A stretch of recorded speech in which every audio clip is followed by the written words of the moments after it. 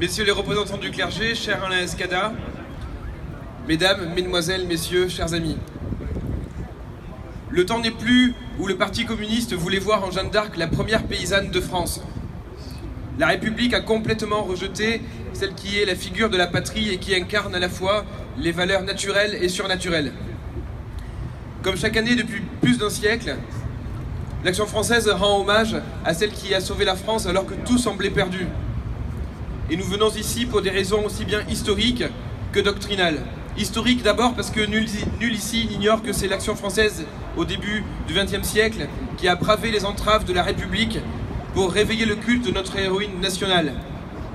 En 1908, les valeureux camelots du roi défilèrent sans craindre de se faire tabasser par les forces dites de l'ordre, et c'est finalement au prix de 10 000 jours de prison et après 4 années d'affrontements que le cortège fut autorisé en 1912.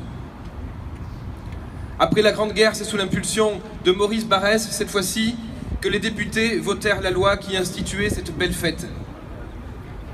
Nous déjeunions tout à l'heure avec Marielle Pugeot, qui est la fille du fondateur de l'Action française, et à travers elle, nous saluons d'ailleurs sa présence, et nous saluons nos maîtres, Charles Maurras, bien sûr, son père, et tous ceux qui ont marché avant nous sur le sillon du nationalisme intégral. Mais c'est aussi pour des raisons doctrinales que l'Action française honore Jeanne d'Arc. En observant les crises et l'état pitoyable de notre pays, nous constatons que la leçon politique de la sainte de la patrie est plus que jamais d'actualité. Quand nous disons politique d'abord, nous ne mettons pas la politique au-dessus de tout. Rien n'est plus agaçant que d'entendre parler du soi-disant agnosticisme de Charles Maurras qui l'aurait poussé à méconnaître le surnaturel et à nier l'importance de la prière.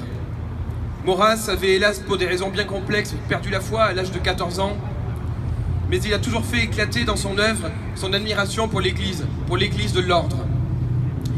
Et nul mieux que le maître de Martigues n'a compris avec autant de clarté le mystère de Jeanne d'Arc. Après la libération d'Orléans, notre héroïne refusa de courir chasser les Anglais. Elle préféra à cela la route de Reims pour y faire sacrer le roi, Charles, le dauphin.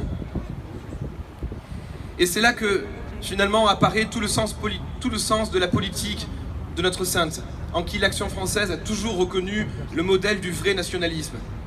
Le but était religieux, certes, mais les moyens étaient politiques. La France existait par son roi légitime, et il fallait d'abord que celui-ci régnât.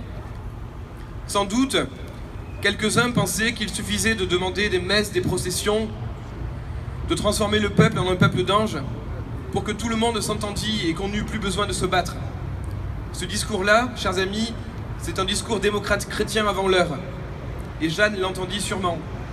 Mais elle était réaliste, elle, et elle ne croyait pas à la restauration spontanée de l'ordre. Alors nous comprenons que les voix de Jeanne s'accordent avec les principes d'une politique sage qui sait se plier à la nature des choses. Tant que le pouvoir n'était pas légitime, le pays était livré au chaos. Le despotisme anglais et l'anarchie féodale devaient être dominés par un roi légitime. La solution à la crise était alors politique. Charles Maurras souligne cela lorsqu'il dit que rien ne se fait dans la cité des hommes sans une règle étendue à toutes les fonctions.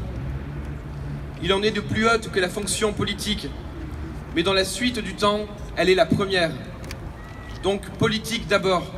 Dans un pays sujet au déchirement des partis, le gouvernement du roi a la vertu de mettre fin aux divisions, aux convoitises et aux appétits du gouvernement de plusieurs. C'est par un roi donc qu'il nous faut recommencer.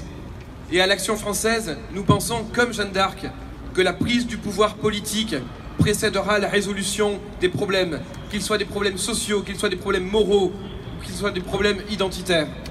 C'est la raison pour laquelle notre action est d'abord politique. Elle est politique avant d'être culturelle et elle est politique avant d'être morale. Alors prenons garde, car il y a un piège pour les nationalistes français d'aujourd'hui. Et ce piège, c'est quand leur action se limite à un aspect particulier de la crise nationale. Aujourd'hui, nous subissons les effets de l'infâme démocratie. Nous subissons la puissance de la fortune anonyme et vagabonde. Nous subissons l'action néfaste des États dans l'État qui, combinée au grand remplacement bien sûr, et à une crise des mœurs sans précédent. Alors, chers amis, tout cela nous invite à tirer une leçon politique. Avec Jeanne, nous sommes à la jonction du politique d'abord et du Dieu premier servi. Chacun de ces principes appelle l'autre. Et cela érige l'action politique au niveau de l'une des formes les plus excellentes de la charité. Alors, chers amis, appliquons-nous à mener l'action jusqu'au bout, car nous défendons l'héritage en l'absence de l'héritier. Il s'agit d'oser renverser la démocratie, pour qu'enfin les libertés d'en bas soient garanties par l'autorité d'en haut. Car jamais, autant que sous nos yeux, ne s'est vérifiée la prédiction de notre vieux maître Charles Maurras: la démocratie c'est le mal, la démocratie c'est la mort.